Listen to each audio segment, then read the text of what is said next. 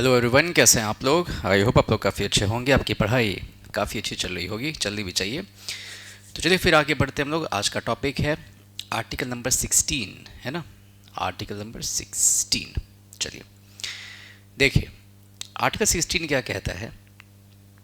सबसे पहले तो इस लाइन को देखिए, बहुत ही सिंपल है, इसमें बहुत ज़्यादा आपको समय नहीं लगने वाला है। ये भी मैं दो पार्ट्स में लाऊंगा। Equality of opportunity. तो सबसे पहली बात तो यह है, इक्वालिटी ऑफ अपॉर्चुनिटी की बात यहाँ पे की जा रही है। किस चीज़ के लिए, यानी पब्लिक जितने भी जॉब्स हैं, जितने भी सरकारी नौकरियां हैं, वहाँ पे आपको अवसर दिया जाएगा उस नौकरी को लेने का। अब देखो यहाँ पे इस वर्ड को बहुत आपको ध्यान से रखना है दिमाग में। मैं यहाँ देखिए बात कर रहा हूँ अपॉर्चुनिटी की, यानी अवसर की मैं बात कर रहा हूँ। जॉब की गारंटी नहीं दी जाती है कि आपको एक जॉब मिल ही जाएगा या सरकार आपको देगी ही देगी, या आपका ये फंडामेंटल राइट है to have a job, you must get a job. नहीं, ऐसा नहीं है। But you must get opportunity to apply for the job, to give the examination of that particular government examination या जो भी हो रहा है। तो यानी कि उस जॉब को लेने का जो तरीका है, उसके लिए आपको इक्वल पार्टिसिपेशन का अपॉर्चुनिटी दिया जाएगा। यू विल बी गिवन अवसर, अपॉर्चुनिटी। जॉब की यहाँ गारंटी नहीं की जाती है। इन्हीं सब छोटी छोटी बातों को आपको ध्यान में रखना है। देखिए यहाँ दिया जा रहा है ऑफिस अंडर द स्टेट, मतलब गवर्नमेंट जॉब ही अभी के लिए आप समझे। वैसे मैं बताऊंगा आपको ऑफिस ऑफ प्रॉफिट का मतलब, बट यहाँ पे ऑफिस अंडर द स्टेट का मतलब है गवर्नमेंट जॉब। और फिर 16 में ही देखिए ये कहा जाता है कि नो डिस्क्रिमिनेशन, कोई भी भेदभाव नहीं किया जाएगा। किसी भी इंडिविजुअल को opportunity to get a job, job लेने का जो अपॉर्चुनिटी है, वो अपॉर्चुनिटी देने में किसी के साथ भी रिलीजन के बेसिस पे, रेस के बेसिस पे, कास्ट के बेसिस पे, sex of the person, descent यानी वंशज, प्लेस ऑफ बर्थ या रेसिडेंस, इन ग्राउंड्स के आधार पर आपके साथ कोई भी भेदभाव नहीं किया जाएगा। It's as simple as that. नहीं किया जाएगा आपके साथ भेदभाव।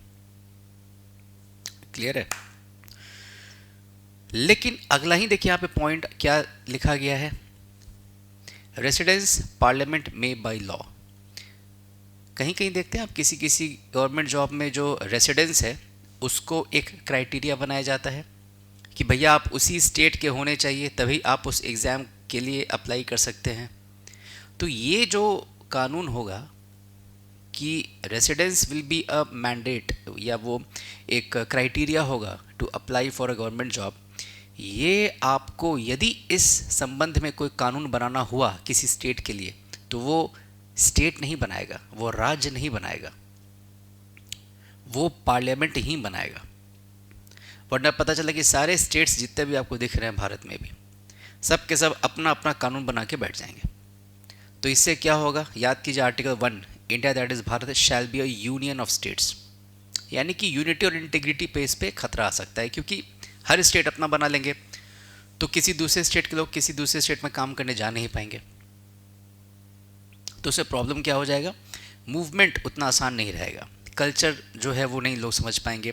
ऐसे क्या है कि एक इंसान यदि एक किसी पर्टिकुलर स्टेट का है and if is working in some other state, तो उसमें क्या होता है कि एक कल्चरल इंटीग्रिटी, एक कल्चरल इंटीग्रेशन बना रहता है, राइट। सो आज मैं यहीं पे छोड़ रहा हूँ, बिकॉज अगला जो है वो लॉजिकली जो है वो एक साथ ही पढ़ना है हमें। बट याद रखिएगा, यहाँ पे बहुत सारे बच्चे कंफ्यूज करते हैं। आर्टिकल 16 में इक्वालिटी ऑफ अपॉर्चुनिटी की बात की जाती है, यानी जॉब लेने के लिए आपको चांस जो दिया जाएगा वो बिल्कुल फेयर होगा, फेयर चांस दिया जाएगा। फॉर्म यदि आप भर रहे हो तो किसी दूसरे को रिलीजन के या रेस के हिसाब से उसको डिस्क्रिमिनेट नहीं किया जाएगा। ये नहीं कह सकते हैं आप कि भाई तुम तो इस रिलीजन के हो तो अप्लाई नहीं कर सकते हो आप, ऐसा नहीं है। irrespective of religion, race, caste, sex of the person, descent, place of birth, residence, इन सारे क्राइटेरिया के बेसिस पे आपको डिस्क्रिमिनेट नहीं किया जाएगा। You will get an equal opportunity to have that particular job.